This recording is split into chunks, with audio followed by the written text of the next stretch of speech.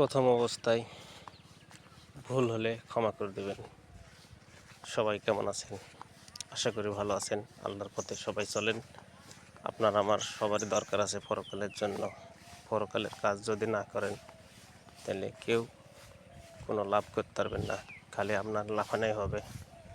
এই যে চলে যাচ্ছে রহমতের মাস, রহমতের মাস চলে যাচ্ছে, কেউ ধরতে পারছে কেউ পাচ্ছে না।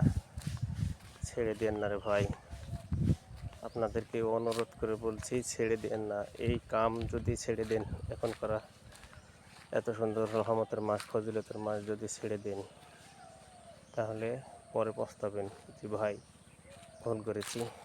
আবার যদি আমাদেরকে সময় দিত, তাহলে আবার আল্লাহর কাছে কান্দাকাটি করে পরকালের জন্য সঞ্চয় করত।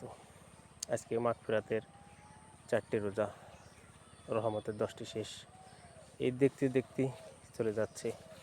সুবহানাল্লাহ, কেউ পাচ্ছে কেউ পাচ্ছে না। এরকম ভুল সবাই করেন না। ভুল করবেন, পরে পস্তাবেন। দেখেন, বিশ্বাস নাই, কখন আছে কখন নাই।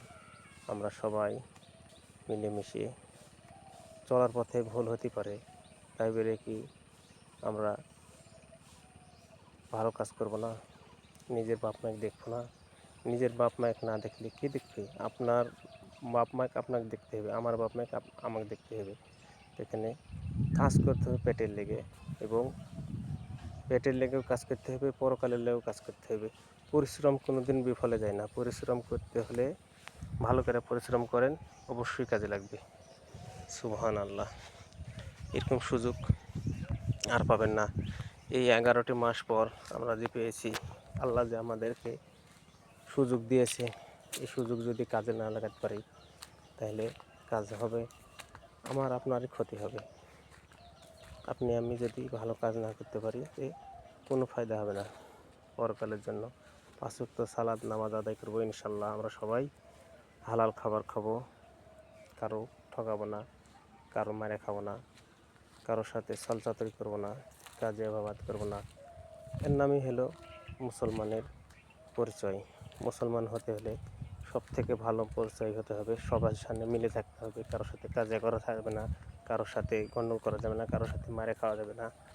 সুবহানাল্লাহ, আমরা একটু বিবেক করলে কোনো সমস্যা নাই। একটু বিবেক করে চললেই আমরা সব সহজ হয়ে যাবে, আল্লাহ সহজ করে দেবে। সুবহানাল্লাহ, ভালো থাকেন সবাই। আসসালামু আলাইকুম রহমতুল্লাহি ওয়া বারাকাতুহু।